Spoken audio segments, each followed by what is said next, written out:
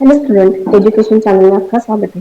आज आपण काळाचे 3 प्रकार पाहणार आहोत. फर्स्ट वर्तमान काळ, सेकंड भूतकाळ आणि थर्ड भविष्यकाळ.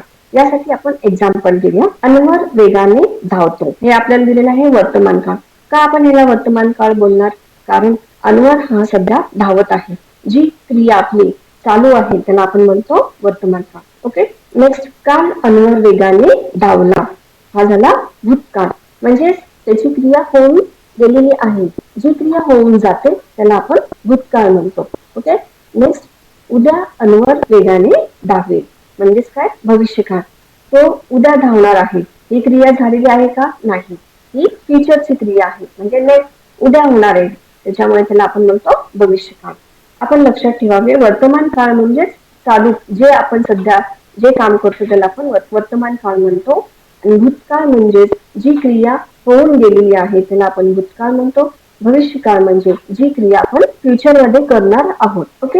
अशा पद्धतीने हे 3 काळ आपल्याला ओळखता येतात. अजून एक्झाम्पल घेऊया आपण. आता इथे खाली वाक्य दिलेली आहेत, आपल्याला काळ ओळख. सूर्य पूर्वेला उगवतो. आता या वाक्यामध्ये सूर्य आपल्याला उगवताना दिसत आहे, म्हणजे हा झाला आपला वर्तमान काळ.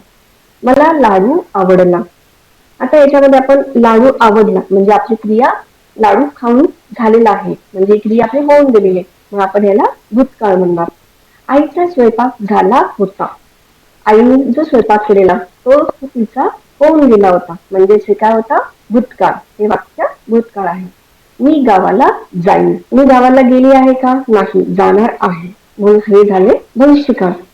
तू का रडतोस? आता या वाक्यामध्ये रडण्याची क्रिया चालू आहे, म्हणून याला आपण वर्तमान काळ म्हणणार. ओके. मी पोहायला शिकणार आहे. या वाक्यामध्ये ती व्यक्ती पोहायला शिकणार आहे, म्हणजेच हे वाक्य आपलं झालं भविष्यकाळ, कारण तो पोहायला शिकणार आहे. ओके. अशा पद्धतीने आपल्याला वाक्यातील काळ ओळखता येईल.